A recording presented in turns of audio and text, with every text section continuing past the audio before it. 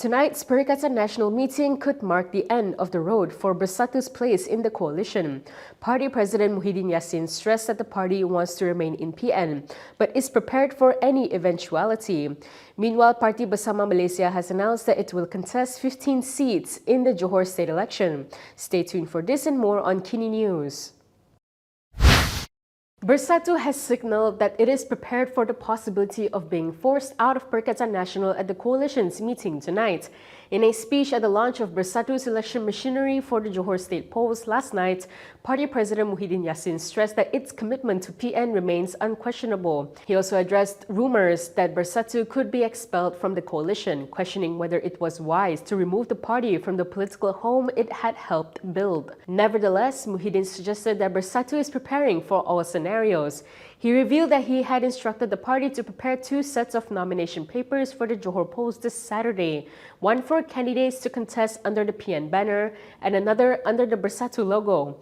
He also warned that if PN continued to associate itself with his former deputy Hamzah Zainudin's faction, it would become toxic and may damage the coalition.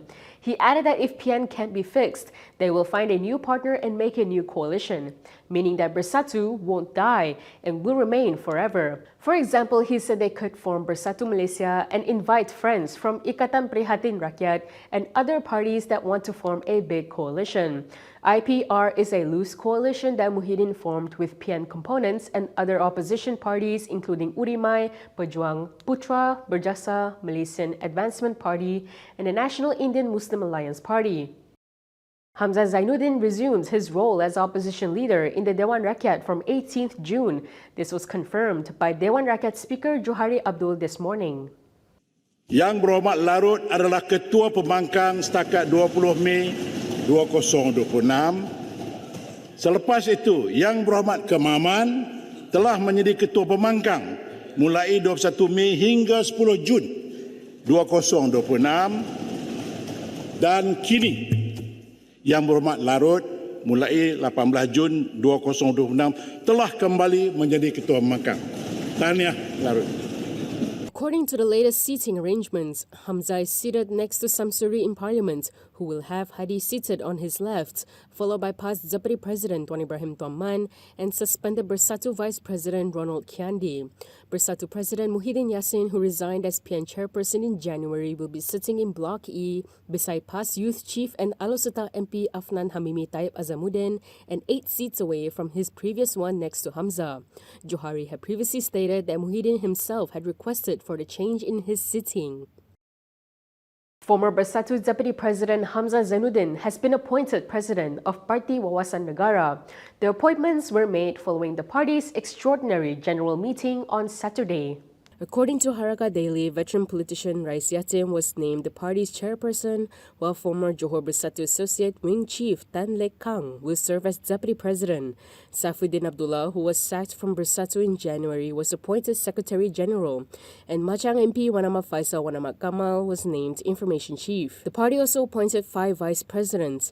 They are former UMNO leader Abdul Rahim Tambi Chik, Tasik Gelugor MP Wan Saiful Wanjan, former Parti Cinta Malaysia President Huan Cheng Guan, former Pahang Bersatu Associate Wing Chief Leong Kim Soon, and corporate figure Omar Mustafa. The development follows Hamzah's sacking from Bersatu 4 months ago amid prolonged factional disputes and a leadership clash with Bersatu President Muhyiddin Yassin. At a reset convention on June 13th, Hamzah had revealed Wawasan Negara with the party's name supposedly given by past President Abdul Hadi Awang. From now on, you can also listen to KiniNews on Spotify and Apple Podcasts. Scan the QR code on the screen to follow us.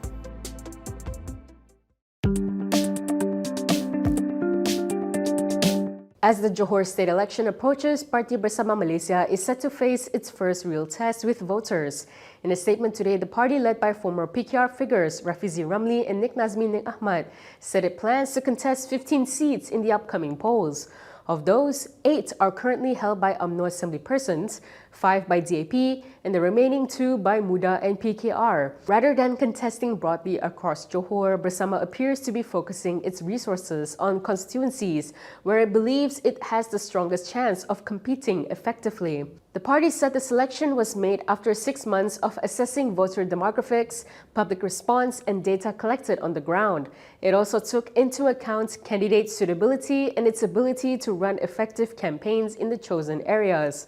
While it is still too early to assess the overall outcome of the Johor election, the strategy places Bersama in a position where it could still influence the state's political dynamics. Although 15 seats are not enough to form a government in a landscape where hung assemblies have become more common, the party could still gain bargaining leverage if it manages to get enough seats. Pasir Gudang MP Hassan Abdul Karim has weighed in on the debate over federal allocation for states. In a post on Facebook, Hassan stressed that the federal government is guided by the law and the federal constitution when distributing funds to states, including Johor.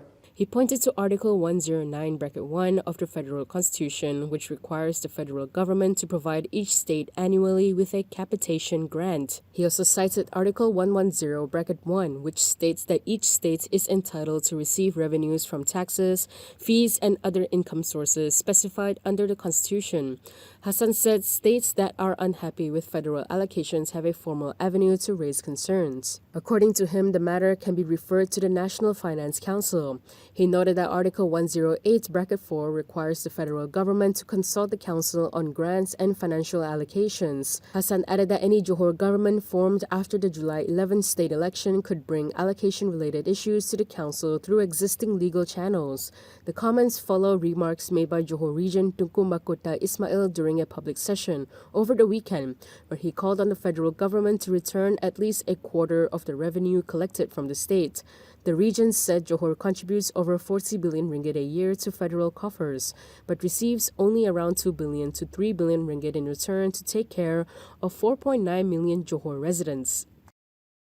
Meanwhile, DAP Disciplinary Committee Chief Tony Phua questioned whether senior members of the royalty who involve themselves directly or indirectly in politics and election campaigns and are perceived to show bias or partiality are placing themselves beyond public rebuttal. He also asked whether in such circumstances they remain above reproach and whether laws such as the Sedition Act would still apply. Although he did not mention names, it is believed that the question refers to Johor Region Tunku Ismail Sultan Ibrahim's remarks, in which, among others, he argued that financial leakages do not plague the state, but rather a revenue drain to Putrajaya. Tunku Ismail's recent statement was in response to Prime Minister Anwar Ibrahim's remark that Johor is a wealthy state facing a leakage problem. The regent called on the federal government to return at least a quarter of the revenue collected from the state. He said the state contributes more than 40 billion ringgit a year to the federal government, and only 2 billion to 3 billion ringgit is returned to take care of 4.9 million Johor residents. Tunku Ismail also highlighted delays in major healthcare projects, including the Pasir Gudang Hospital, which he said was saved from possible cancellation following his intervention. And that is all from me today. For more stories, you can go to KiniTv.com. You can also follow us on Instagram, X, YouTube, and Facebook for the latest news updates. I'm Kimilia. Thanks for watching.